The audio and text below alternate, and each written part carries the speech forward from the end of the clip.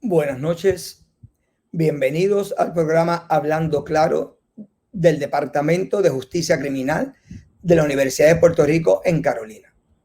Esta noche vamos a estar discutiendo el tema de la ansiedad en tiempos de crisis y pandemia. Todos en nuestras vidas hemos sentido en algún momento ansiedad, desesperación, preocupación, lo cual eso es normal. Sin embargo, aquellas personas que sufren de alguna ansiedad con frecuencia van a presentar también preocupaciones, miedo excesivo que pueden llegar a un nivel de un trastorno y también pueden convertirse en una depresión. Nuestra vida últimamente ha cambiado debido a los terremotos que hemos enfrentado, también a la pandemia, el COVID-19, que ha creado una ansiedad generalizada en la población debido a todas las restricciones que ha impuesto el gobierno para combatir el COVID. Y para ello quiero primero definir lo que es ansiedad, la crisis de ansiedad, que es como la aparición brusca de un periodo definido y breve malestar o miedo intenso acompañado de algunos síntomas somáticos y o cognitivos.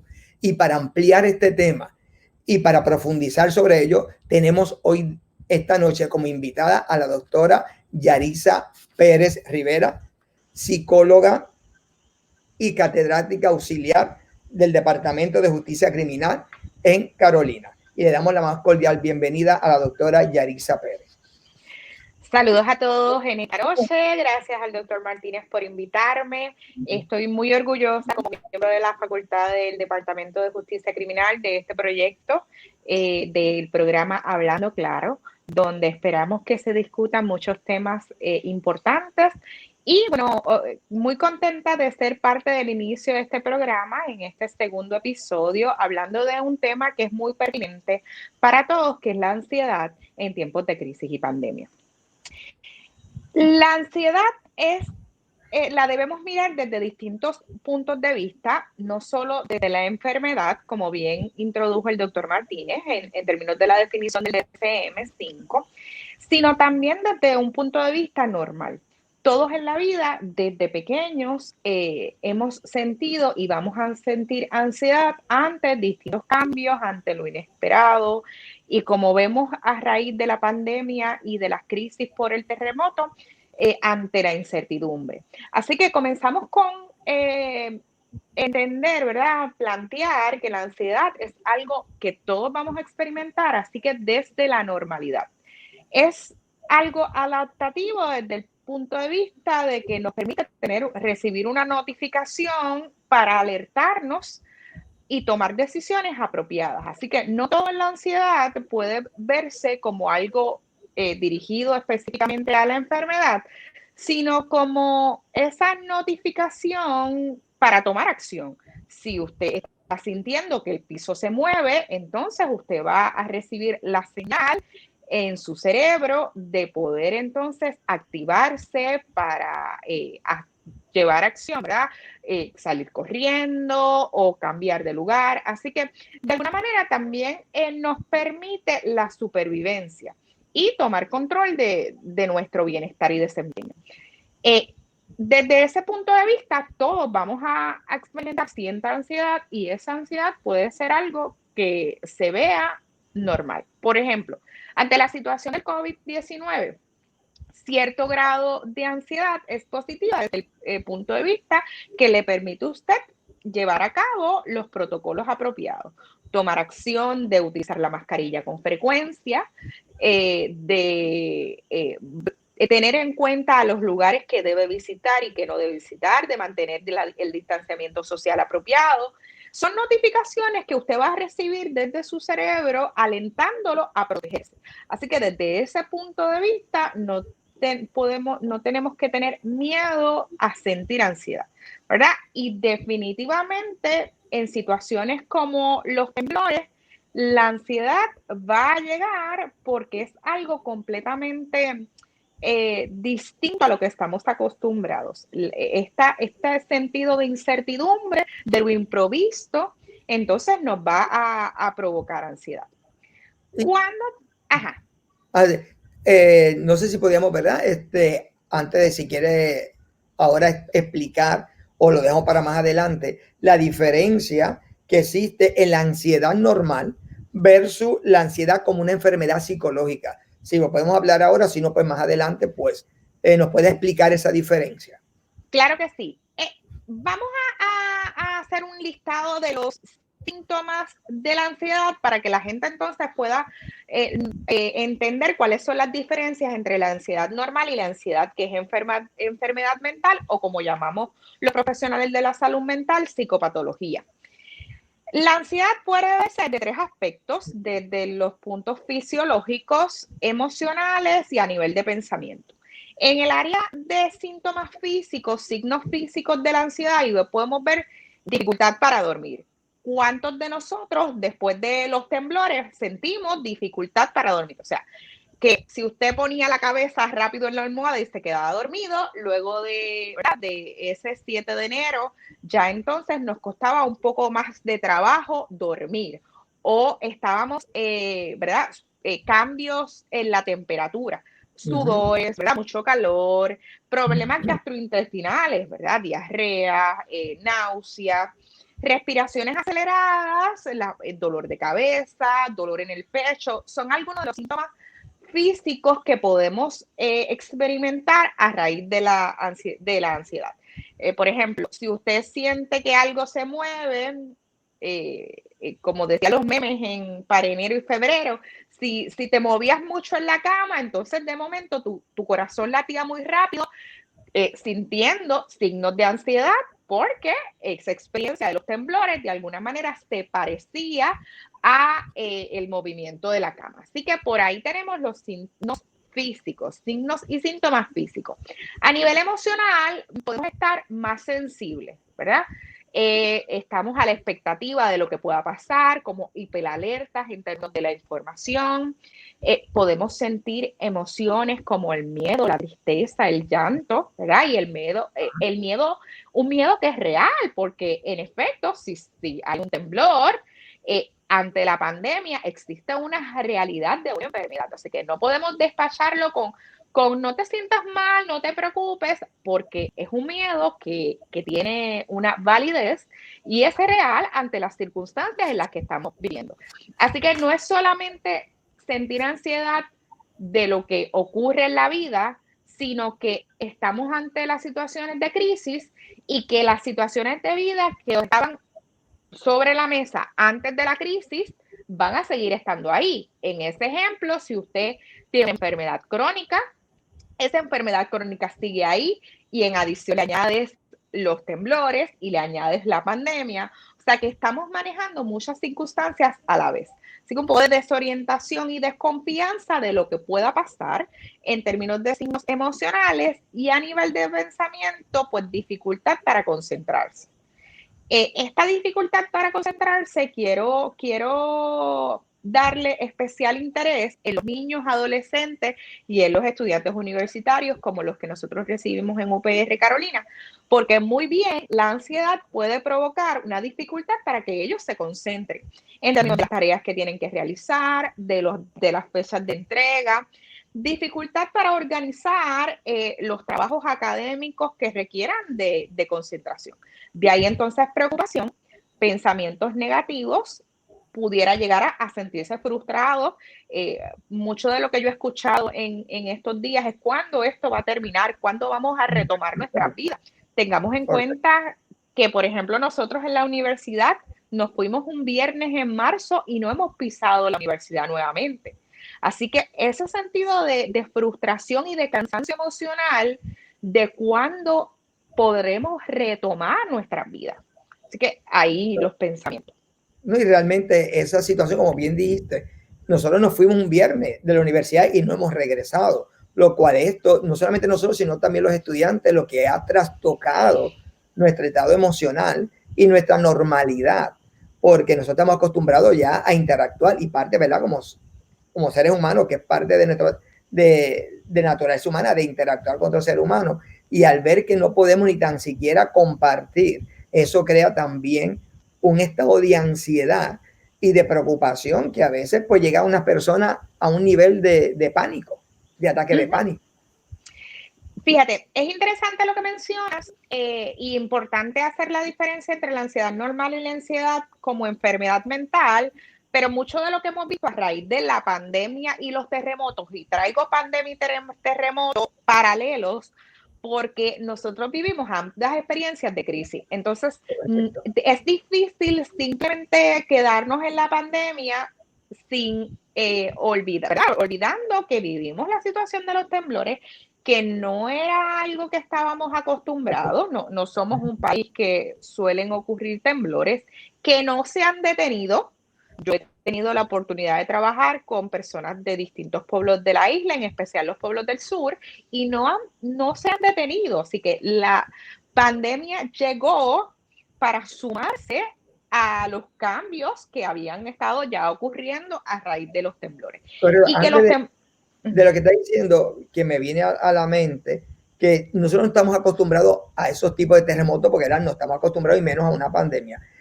Lo cual, hacer algo inesperado crea realmente una tensión. Ahora, comparado a los huracanes, que sí estamos acostumbrados a huracanes, y ya cuando viene la época de huracán, ya uno se va preparando tanto en el hogar y emocionalmente, porque estamos acostumbrados, pero algo que, como es el terremoto, que no estaba acostumbrado, es como un golpe fuerte que estremece al ser humano. Exactamente. Recuerdo que para el huracán María, aquel lunes, que fue el último día que trabajamos, antes de irnos, nos abrazamos y decíamos, esperamos vernos la semana que viene, pero siempre con el refrán, si Dios permite, teniendo en cuenta que era posible que se demorara, a Correcto. diferencia de lo que ocurrió en la pandemia, que jamás pensamos que no nos íbamos a volver a ver. En el caso de los que no hemos retomado el trabajo presencial. Estamos conectados a través de otros medios, pero ese trabajo presencial pues no ha ocurrido. Y entonces es importante esto tener en cuenta que se suma los terremotos y la pandemia y que ha ocurrido una situación de crisis. Entonces, de manera paralela, la crisis es un estado de desorganización, así que se parece mucho a la ansiedad. La diferencia entre la crisis y la ansiedad es que en la crisis uno intenta llevar a cabo las actividades que uno hace de desplazamiento a ansiedad, pero no las puede resolver. Supongamos, ¿verdad? Como por ejemplo que si usted está bien enojado, y se siente bien ansioso, como la descripción de signos físicos, de pensamiento y emocionales que yo acabo de decir, la ansiedad. Pues, y ante ese enfado, usted habla con alguien o llora y llama a un amigo, y muy probablemente después de hablar con alguien o llorar o gritar, que son los métodos acostumbrados, porque todos tenemos un repertorio de conductas que utilizamos de manera inconsciente para manejar la ansiedad, llorar, gritar, hacer ejercicio. Nosotros tenemos un repertorio ya que viene con nosotros. Ante la ansiedad respondemos. La diferencia es que ante la situación de crisis, esa respuesta que se da de manera natural no se siente como que resuelve la situación. Es decir, gritaste, lloraste, se acabó el día, pero te levantaste y la crisis sigue ahí. Es que no hemos regresado al trabajo. Es que hay personas que están desempleadas. Es que las actividades que hacíamos, como bien decías, no se han retomado. Y eso Entonces, aumenta más la ansiedad. eso aumenta la ansiedad. Y lo traigo porque más allá de solamente pensar en la ansiedad, entonces debemos considerar que estamos teniendo una respuesta ante la crisis. Y la crisis puede provocar enfermedad mental, como puede que no la provoque, ¿verdad? Hay personas que simplemente van a experimentar la ansiedad normal y hay personas que van a entrar en la enfermedad mental. Y entonces ahí conectemos con lo que me mencionabas de cuál es la diferencia entre la ansiedad normal y la ansiedad como enfermedad mental. Entonces, la ansiedad normal provoca una respuesta de adaptación, ¿verdad? La persona comienza a manejar la situación y adaptarse. Pongamos el ejemplo de la educación a distancia. Bueno, pues a lo mejor no nos encanta, hay personas que no le gustan, pero lo llevan a cabo.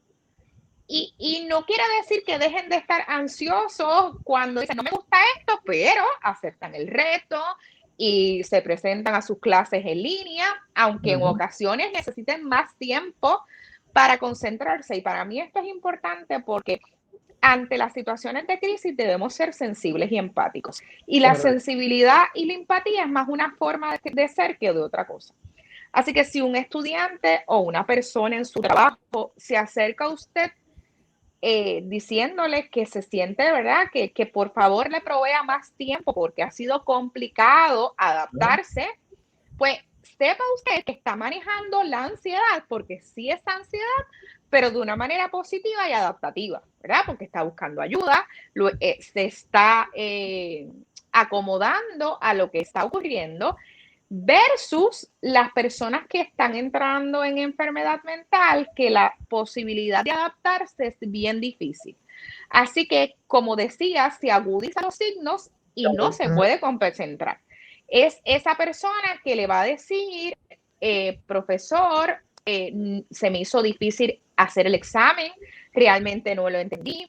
Es una respuesta en ocasiones exagerada, ¿verdad? Catastrófica desde el punto de vista de que imagine las personas que dicen, esto no va a cambiar, nunca vamos a volver a lo que éramos. A la normalidad. Bueno, vamos a aprender a vivir distinto y ciertamente vamos a retomar unas cosas que éramos. Nuestra forma de vida, de vivir, ya ha cambiado totalmente. Cambió totalmente y de hecho hasta hay personas que tienen miedo hasta salir a la calle por temor a contagiarse, y eso crea más ansiedad, y estar encerrada en un hogar que sin poder salir, eso empeora más la situación. Pero la mirada hacia el futuro, cuando no hay enfermedad mental, cuando es una ansiedad normal, lo que dices, porque yo he estado reflexionando y siento que hay dos tipos de Puerto Rico, dos tipos de mundos paralelos, por decirlo así. Está el mundo de los que estamos trabajando desde el hogar, ¿verdad? A distancia, que quizás tomamos otras precauciones porque no estamos expuestos día a día. Y está el mundo de los que han tenido que salir a trabajar. Quizás los que han tenido que salir a trabajar se han adaptado de una manera más rápida, porque si yo puedo estar trabajando en la tienda, en el supermercado, en la compañía, en la empresa, ¿verdad? En los sitios que hoy están trabajando de manera presencial, pues me siento quizás más cómodo de ir al restaurante versus los que estamos en la casa, que quizás tenemos un poquito más de precaución en eso. Ha traído, me acordaste, lo que me pasó a mí. Eso cuando hablas de restaurante. Mira cómo para que vean cómo a veces hasta los medios influyen en la conducta de las personas, la manera de transmitir la noticia, de transmitir la información. Me pasó a mí cuando empezó la pandemia, que luego, bueno, cuando empezó ya a abrir restaurantes y lugares que tú podías comer, yo voy a un lugar que siempre, ya sabes, donde yo compro mi café cerca de la universidad, y voy y compro, tenía eso de comprar un sándwich. De momento, como ya no puedes comértelo allí, pues me lo dan para llevar. Me lo traigo para mi casa. Cuando vengo en el carro, que pongo una emisora de radio que siempre escucho, y están hablando del aumento del COVID, etcétera, y hablando de los cuidados que hay que tener en estos lugares donde comida, etcétera, me ha creado una ansiedad de verdad que yo agarré el sándwich y lo boté. Porque me asusté. En la manera que presentaron la noticia y de los lugares que uno no sabe si el empleado está enfermo, me asusté porque yo no veo a la persona haciendo el sándwich, si está con guantes o no. Inmediatamente yo, ay, no, espérate, esto ya me está afectando. Y boté el sándwich. Y después yo, ay, espérate, yo no puedo seguir viviendo así porque si no me va a controlar la vida y yo no puedo que nada me controle. Y acabas de dar un ejemplo maravilloso de cómo es esa batalla entre la ansiedad normal y la ansiedad como enfermedad mental. Ciertamente sí debemos tener mucho cuidado y precaución, o sea, esta notificación de estar alerta y cuidarnos es parte de la ansiedad normal. Entonces, esta idea excesiva o exagerada, pesimista de las circunstancias, mire la naturaleza, mire cómo ahora hay verde versus hace 3 años atrás estaba todo desolado.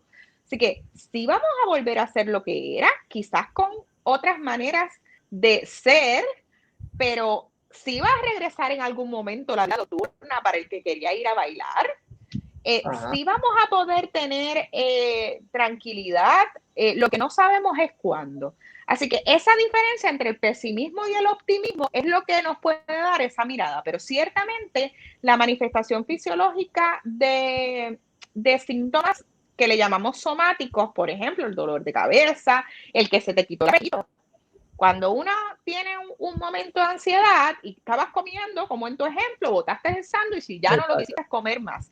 Pero si eso empieza a ocurrir con demasiada frecuencia, por ejemplo, la persona ve cambios en el peso, alteraciones significativas en los hábitos alimentarios y alteraciones significativas en los hábitos del sueño, ahí es una de las cosas que puede ver cómo se está convirtiendo en enfermedad. Correcto. Si encima le ves alteraciones en el rendimiento laboral o académico, ¿verdad?, de la persona, cuando interfiere con el funcionamiento. Y hay que estar pendiente de esas señales, es importante. Cuando se da eso, hay que estar pendiente para entonces de inmediato buscar ayuda, porque si no se puede agudizar y entonces puede ser peor la situación. Ahora, pregunto, en términos, si una persona que ya padecía de ansiedad, ¿cómo o qué efecto ha tenido esta crisis o esta pandemia en esas personas que ya previamente estaban diagnosticadas con ansiedad? Mira, lo que yo he observado como profesional son dos cosas importantes. Primero, el que los síntomas se agravan. Esa lista de síntomas que yo te dije, ¿verdad?, que mencioné, como respuesta a la ansiedad normal, puede ser que a uno que otro. Yo recuerdo mi examen de reválida de psicología, que yo no comí pesado, porque si comía pesado, olvídate, o me iba a dormir o me iba a dar mucho dolor de barriga o malestar. Así que yo si tengo foros que me causen, ¿verdad?, un poco de ansiedad, pues dejo para comer pesado después, no antes. Exacto. Pero, ¿qué he observado? Que se agudizan los síntomas y hay una manifestación más fuerte de síntomas. Es decir, si ante los eventos que me podían provocar nerviosismo se me quitaba el apetito, ahora ya no solamente es el apetito.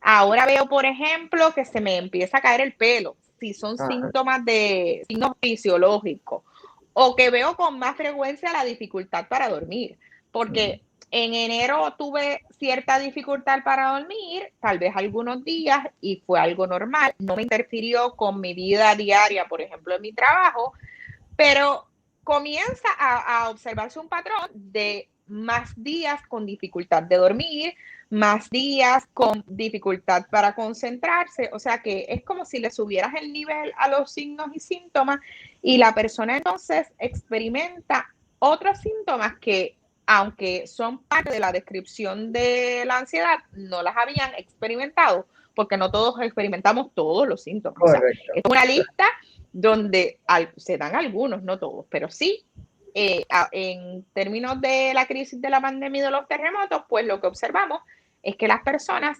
tienen más manifestación de síntomas y que son más fuertes. Y como dijiste, yo, ¿verdad?, no es una investigación, pero en lo que he observado de marzo para acá, he visto la aparición de más ataques de pánico. Entonces, un ataque de pánico es como una ola de todos los síntomas a la vez, las palpitaciones, la respiración acelerada, esta sensación como de ahogarse y no poder respirar. Por ejemplo, en el caso de los temblores, cualquier movimiento, usted sabe que si el camión de la basura pasa por la carretera, hace como un sonido que retumba en la puerta, pues levantarse de momento y entonces tener toda la manifestación de síntomas o ante cualquier noticia. Así que sí he visto un aumento en la descripción de signos asociados a lo que podemos decir ataques de pánico y la dificultad de la gente de poder validar si es una respuesta fisiológica o si es emocional. Porque ante el miedo de ir al médico o al hospital por el contagio del COVID, entonces es difícil como que los especialistas validen, mira, no es un ataque cardíaco, es un ataque de pánico. Entonces, antes de la pandemia y la gente pues se sentía quizás más libre de visitar el hospital o el médico, y ahora pues se aguantan. Entonces, la ansiedad aumenta porque realmente un ataque de pánico se siente como que te vas a morir. Correcto. Y la gente no necesariamente sabe que puede deberse a algo emocional. Entonces, Exacto. pues, mayor preocupación a nivel de enfermedad física. Y en términos, por ejemplo, ya mencionamos a estas personas que ya padecen de ansiedad y cómo, ¿verdad? Y cómo esta pandemia o las crisis pueden, ¿verdad?, afectar mucho más a estas personas que ya previamente tienen un diagnóstico de ansiedad. Y a la inversa, aquellos que nunca han padecido de ansiedad y que ha cambiado su comportamiento debido a esta situación que estamos viviendo. Esta ansiedad puede que continúe o puede que llegue un momento dado que la persona vuelva a su normalidad. Mira, es normal sentir la ansiedad, ¿verdad? Y es posible trabajar con ella. Y aquí es importante, y lo bueno de foros como esto es que las personas entiendan que es posible trabajar con la ansiedad. Y en un rato hablaremos de algunas estrategias. Quiero comenzar a contestarte esta pregunta desde el optimismo. Y una de las cosas interesantes para mí como académica en describir qué está pasando con las personas que no manifestaban ansiedad antes de los terremotos y antes de la pandemia y que ahora sienten ansiedad, yo primero veo sensibilidad y empatía. Porque a veces las personas tienen la idea de que la ansiedad es algo pasajero y les restan validez. Inclusive, cuando un niño está ansioso, muchos de nosotros le decimos, tienes que aprender a ignorar, por ejemplo. Un niño que en la escuela alguien lo molesta, que sufre de acoso escolar, alguien lo molesta, le decimos, tienes que aprender a ignorar. No puedes darle, ¿verdad?, color a lo que te digan. Tienes que ignorarlo y reportarlo. Pero cuando somos adultos y vivimos experiencias de acoso laboral, qué difícil se nos hace ignorar y reportarlo. Correcto. Así que a veces despachamos la ansiedad como algo que, pues, mira, que no tiene tanto valor y que tienes que poner de tu parte. Cuidado con el tienes que poner de tu parte. Porque los que hoy han experimentado ansiedad, entonces se dan cuenta que trasciende el poner de tu parte, que es real, que se siente física y emocionalmente. Entonces, esa experiencia de ansiedad, para los que no habían experimentado ansiedad previa, pues comienzo pensando que les permite ser sensibles y empáticos y reconocer que es real.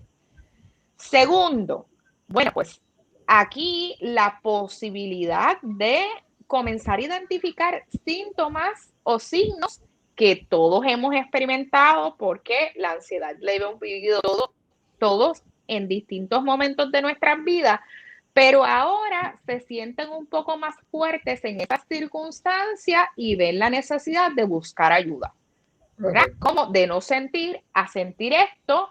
Primero nos acerca de manera sensible, empática a entender a los demás, y segundo, nos alerta a la importancia de tomar acción y llevar a cabo estrategias que incluyan el buscar ayuda profesional o informal, pero buscar ayuda.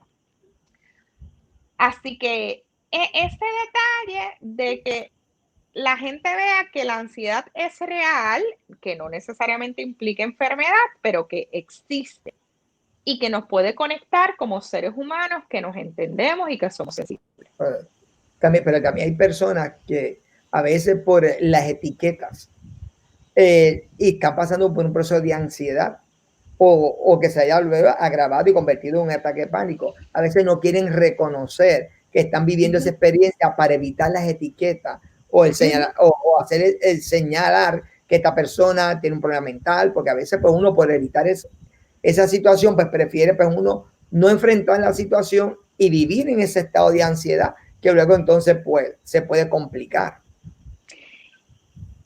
Cuando te escucho pienso en lo que estábamos discutiendo de la crisis frente a la ansiedad.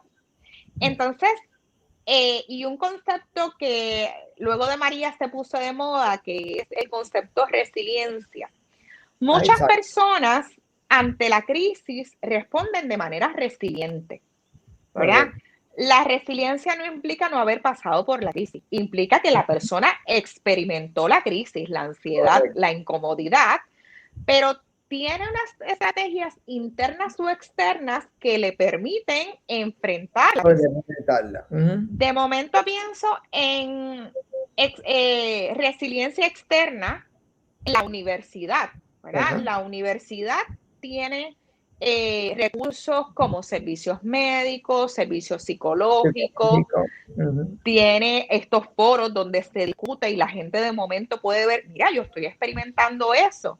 Y versus esta idea de entender que tengo ansiedad cuando los síntomas están demasiado agravados, muy probablemente pueden escuchar este foro que pueden llegar a nosotros porque o son empleados, o son estudiantes, o son de la comunidad que nos conoce, ¿verdad? La comunidad universitaria que excede estudiantes, profesores y empleados, y escuchar qué es la ansiedad y decir, pues mira, yo estoy sintiendo eso. Así que llega un diagnóstico temprano en el caso de cuando es enfermedad, y en el caso de cuando no es enfermedad, el tener conciencia de que me estoy sintiendo ansioso me permite tomar acción, llevar a cabo estrategias para manejar el estrés cuando es simplemente una ansiedad que es más un estrés o el manejo de la crisis como la pandemia y los terremotos y no ha llegado a ser enfermedad mental formal porque no cumple con todos los criterios específicos de un trastorno.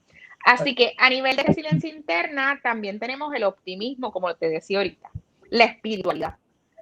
Es bien especial cuando las personas están conectadas espiritualmente con el ser supremo de cada cual, ¿verdad? Porque esto no, la espiritualidad no está atada específicamente a Dios, sino al creer. Exacto. Así que la espiritualidad, el optimismo, la inteligencia, la capacidad de reflexionar, de decirse a uno mismo, mira, esto no tiene por qué pasar igual, no tiene por qué ser malo lo que estoy viviendo o no tiene por qué no regresar a lo que era. Así que esas características internas de resiliencia le permiten a las personas que no llegar a una enfermedad mental, sino que se clasifican como personas resilientes. Es básicamente de lo que podemos ver en las personas. Ok, y una pregunta que me surge, tú que tienes hijos, ¿verdad? Y aquí pues hay muchos compañeros que pueden estar viendo el programa, como al igual que otras personas que pueden estar viendo el programa, que tienen hijos, que a veces piensan que un niño no puede pasar por un proceso de ansiedad. Porque dice un niño que no tiene, ¿verdad?, preocupaciones, no tiene por qué vivir esa experiencia. Y a veces obvian o a veces no le dan importancia a la ansiedad que puede estar experimentando los niños, máxime ahora, cuando su vida también cambió en términos de la escuela, que tienen que estudiar a distancia también como los universitarios, trabajando. Entonces la madre, no solo la madre es madre, también se convierte en su maestra. Y máxime tú, que eres madre, eres también maestra de tus niños, profesora universitaria, y todo esto lo que hace es que, ¿verdad?, como que se va, la ansiedad como que se va aumentando, pero a veces, vuelvo y repito, no pensamos que los niños pueden estar viviendo unas experiencias de este tipo, porque piensa que como son niños no hay por qué sentir eso. Mira, es bien interesante lo que mencionas, porque en estas circunstancias, la diferencia entre los adultos y los niños es que los adultos, a pesar de todo, tenemos algunas estrategias de escape. Por ejemplo, esta actividad. Las redes sociales se han convertido en la oportunidad de conectar con otros y no perder ese sentido de apoyo social, esa socialización. Nosotros lo hemos mantenido, la hemos adaptado. Correcto. Pero los niños no la tienen. De hecho, tengo un video en mi Instagram, Profa Yaritza, donde discuto con mis estudiantes las redes sociales en los niños, ¿verdad? El uso de las redes sociales en los niños, porque darle la oportunidad a los niños de conectar en estas modificaciones es positivo en estas circunstancias. Ciertamente, los niños y los adolescentes son los más afectados en estas circunstancias y definitivamente sí sienten ansiedad. Ellos no tienen sus deportes, ¿verdad? Ellos no tienen sus actividades de recreación, ellos no tienen sus actividades académicas. Esto que tú y yo estamos haciendo, donde yo me estoy mirando en una cámara, o sea, te estoy mirando a ti y me estoy mirando yo misma. De hecho, cuando hay los cambios de cámara, donde solamente me veo yo, es un poco raro. Tengo un sobrino maravilloso que me dice, Titi, que muchas muecas tú haces. Esas muecas te desconectan. Pero para los niños que no están acostumbrados a verse en un espejo a la hora de aprender, imagine todo el esfuerzo que tienen que hacer para atender a la maestra, aprender, escuchar. La mayoría de los niños que yo he escuchado no les gusta, inclusive los de nosotros, ¿verdad? Si hacemos una encuesta entre profesores, nos damos cuenta que a los muchachos no les gusta aprender la cámara. Eso es así. Porque no es un estímulo al que están acostumbrados, pero no tienen válvulas de escape. O sea, los niños perdieron todo. Nosotros nos mantenemos trabajando, ocupamos nuestra mente, estamos conectados a través de las redes sociales, pero ¿qué tienen los niños en este momento? Así que en la medida en la que usted se calma, trabaja con estrategias de manejo de ansiedad y de estrés, le modela a los niños formas de poder manejar su ansiedad y su estrés, porque definitivamente sí lo experimentan. Y en el caso de los más chiquitines, es difícil porque no tienen el vocabulario para expresar lo que están sintiendo. Exacto. Así que, así como nosotros hemos modificado nuestras vidas y llamar por teléfono, ¿verdad? Hemos retomado las llamadas para ¿cómo estás? Saber de ti. Pues es importante darle la oportunidad a los niños de conectar con sus amiguitos, de conectar con sus familiares, de buscar estrategias innovadoras que pudieran ser las redes sociales bajo supervisión para que ellos mantengan ese desarrollo de la sociabilidad, el desarrollo social que es tan importante y necesario para el funcionamiento humano. Pues has dicho un concepto muy importante que es la socialización. ¿Verdad? Que dentro de la socialización, ¿verdad? Que se inicia en el hogar, pero continúa en la escuela. Y esa parte como que se ha roto, ¿verdad? Se ha interrumpido la socialización tan importante para el desarrollo del ser humano y máximo para unos niños que, ¿verdad? Que están en contacto con otros compañeritos. Al haberse eso interrumpido, pues también crea una situación en los niños.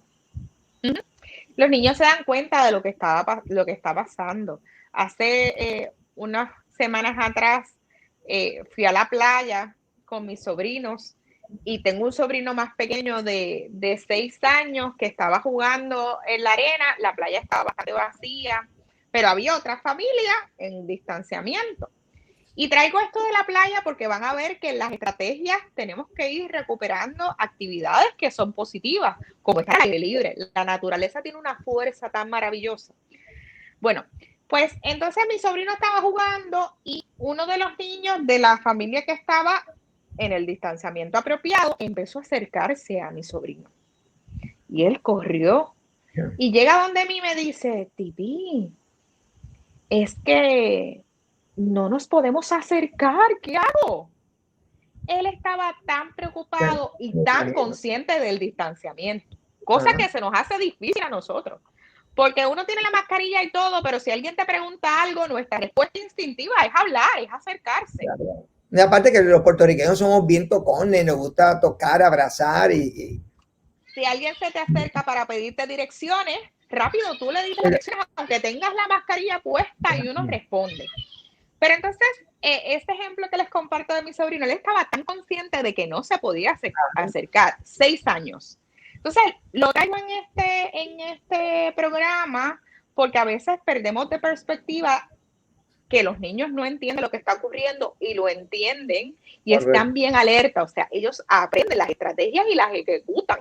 De hecho, nosotros podemos aprender de ellos.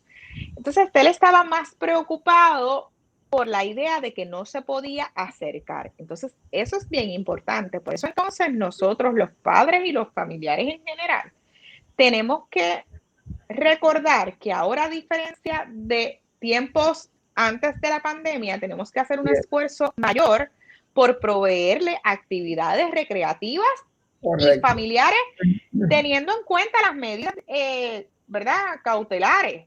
Pero es importante, la salud mental es tan importante como la salud física. Entonces, debemos proveerle los espacios para ventilar, para socializar a los niños. Si lo que tenemos hoy es nuestra familia, pues entonces proveer ese espacio. Y ahora que está mencionando de lo que debemos proveer a los niños, ¿qué entonces podemos hacer para manejar la ansiedad o qué estrategia debemos llevar a cabo para, ¿verdad?, tanto para los niños como para uno como adulto, como para cualquier persona que está viviendo o esté experimentando esta ansiedad? ¿Cuál será alguna estrategia o técnica que se pueden aplicar? Estas técnicas que te voy a comentar bien funcionan cuando es una ansiedad normal, como cuando es ansiedad como enfermedad mental.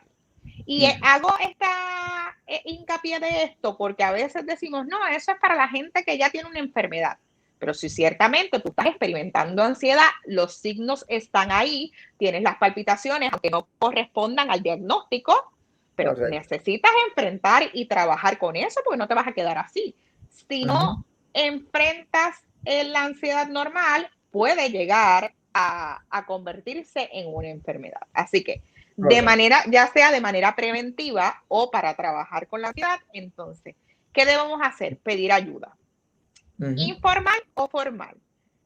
Formal, pues obviamente siempre va a ser importante la ayuda de un especialista en el caso de que la persona entonces tenga ansiedad como enfermedad mental, buscar ayuda profesional.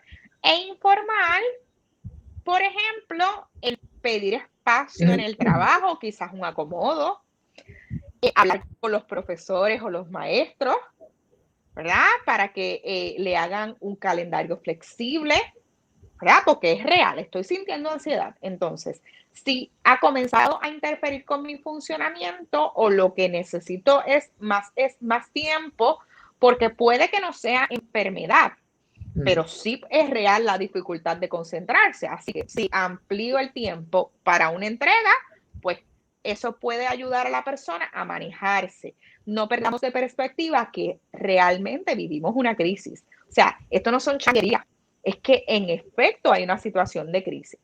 Así que hablar siempre es bueno, pero es importante entender que hablamos en un espacio seguro, donde nos sentamos seguros y donde nos sintamos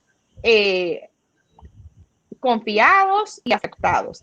Eso quiere decir que yo no necesariamente le voy a decir a todo el mundo que tengo ansiedad, sino que yo puedo escoger dónde yo me siento segura.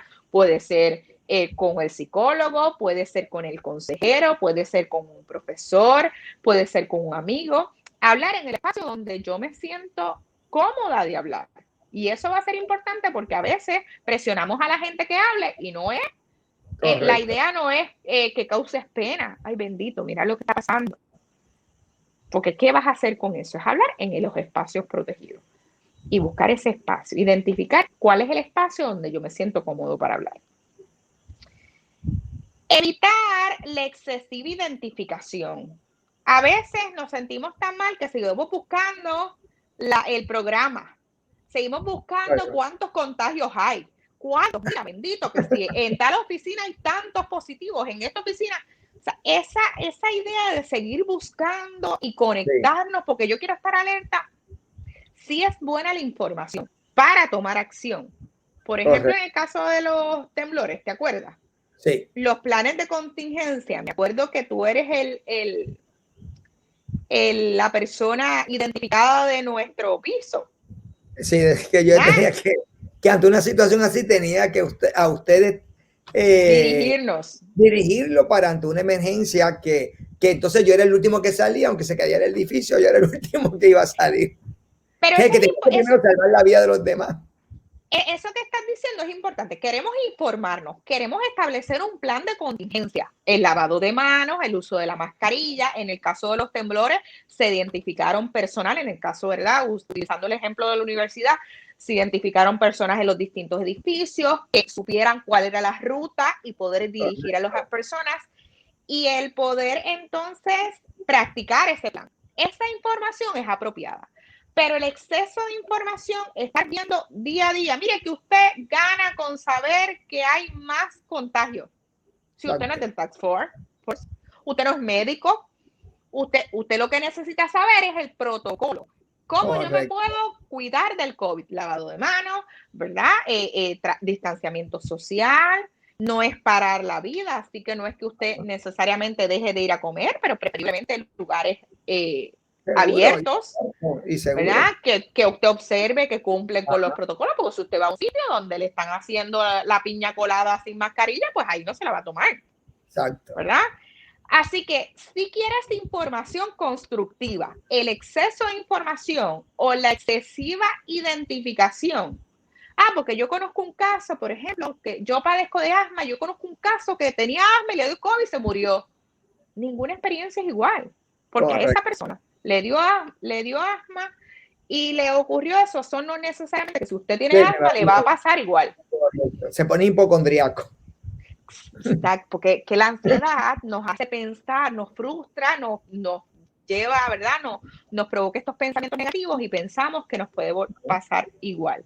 Pero te proteges despegándote de ambientes tóxicos. Correcto. Y ambientes tóxicos a veces son familiares, a veces son grupos en las redes sociales. ¿Para qué queremos estar en un grupo donde nos sentimos incómodos?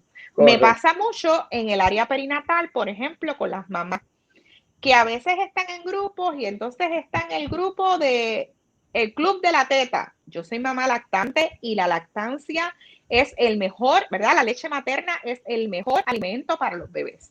La leche humana es la recomendación por excelencia. Y todas las mujeres pueden lactar, ¿verdad? Pero también es una decisión. Entonces, entramos en estos grupos donde a veces le dicen a las mamás que la que no lactó o la que no parió no es tan buena mamá. Mira, usted es excelente mamá. O quien no puede tener a sus hijos en colegio no hace sacrificios como padre, porque la educación es lo más importante, ¿verdad? La educación pública en nuestro país es de excelencia. Definitivamente hay unos conflictos a nivel de administración, pero los maestros y maestras, profesores y profesoras de nuestras escuelas y universidades públicas son de excelencia y usted puede estar confiado de que tenemos personal altamente cualificado. Que hay cosas que arreglar, pero esa mirada con optimismo nos ayudará. Claro, siempre va a haber espacio para mejorar. Pero si tú estás en ese grupo de Facebook que te hace sentir que tú eres mala mamá porque tú no hiciste el sacrificio económico de tener un hijo en colegio, o porque no pudiste lactar, o porque es una, ¿verdad? Es una changuería que te sientas ansioso, te tienes que adaptar. Vamos. Si tú estás participando de ese grupo o estás texteando con estas personas o te llaman estas personas que te dicen no te puedes sentir así, tienes que poner de tu parte, corte de raíz. Correcto. Aléjese de las personas que lo único que van a hacer es, como dice el refrán, echarle sal a la herida. Exacto, y aportar negativamente, no positivamente a la persona, ni ayudarla a su proceso. Exactamente. Mire, vamos a hacer ejercicio. Ajá. Que vayan conmigo, yo los llevo a hacer ejercicio. Exactamente. Que madrugo a hacer ejercicio. El ejercicio te da una fuerza extraordinaria. ¿Verdad que a veces uno se le hace difícil como empezar? Pero después que empieza, sientes una energía distinta. Entonces, cuando decimos hacer ejercicio, no es una hora. Si lo que usted puede hacer son 10 minutos, pues vamos a comenzar con 10 minutos. Exacto. Si lo que usted puede hacer es caminar a una velocidad lenta, pues caminar a una velocidad lenta. Correcto. ¿Verdad? Sí puede salir al aire libre. A mí me gusta mucho los que son de Carolina. Tienen, ¿verdad? Yo creo que todo Puerto Rico ha visto la ruta de las bicicletas, pero que también se puede hacer a pie si usted se estaciona en el balneario de Carolina y camina desde el balneario de Carolina o corre bicicleta en el área designada para eso hasta la esquina ya después del puente. Esa caminata es maravillosa. Usualmente no hay gente ahí, o sea que usted puede ir tranquilo del distanciamiento social. Esa vista del mar, la conexión con el viento y la naturaleza es maravillosa. Entonces, eso y relaja, que es lo que queremos porque queremos manejar la ansiedad. Una dieta balanceada y el sueño, por ejemplo, en el contexto de la educación, el aprendizaje y la formación se consolida a través del sueño. Yo siempre le menciono a mis estudiantes, hay cierto concepto que le da dificultad, que es tan difícil aprendérselo. Acuéstese a dormir, pare y acuéstese a dormir, que usted verá que por la mañana, con su cerebro descansado, entonces la información fluye, porque un cerebro estresado no puede aprender. Correcto. Entonces necesitas descansar. Es bueno tener en cuenta los conceptos de conciencia plena o mindfulness, que es el aquí y el ahora, pero es tan difícil bregar en el aquí y el ahora. Sí. Entonces, ¿cómo lo hacemos? Metas cortitas, planificación para hoy. Hoy, ¿verdad? Me levanto en la mañana y hoy, ¿qué quiero hacer? La meta es contestar mis emails. La meta es leer dos páginas del libro. La meta de hoy es llegar a hacer el almuerzo de hoy. Planificar metas cortitas para el hoy.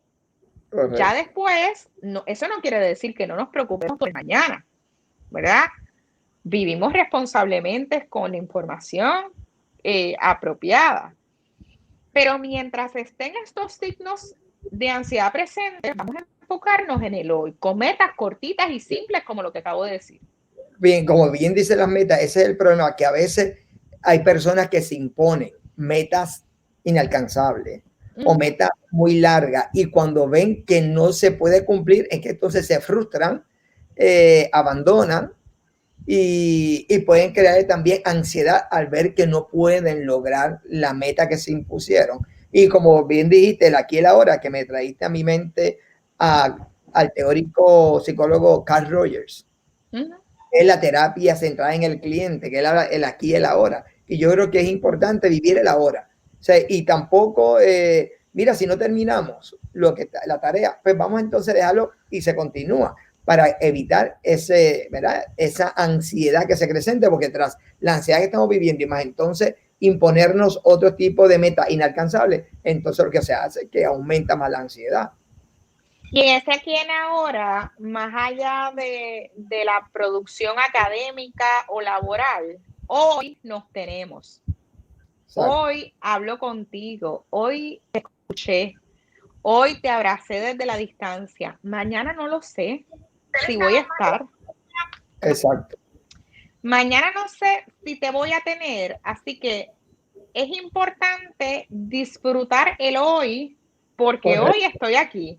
Entonces, como mañana no sé, vivir en el mañana me pierde de vivir el hoy, de entender que hoy puedo verte aunque sea en la distancia. Muchas personas dicen, no, porque tenemos que estar lejos. Bueno, ya llevamos 6 meses y medio, casi 7 meses de la pandemia. Definitivamente tenemos que buscar formas alternas de cómo compartir.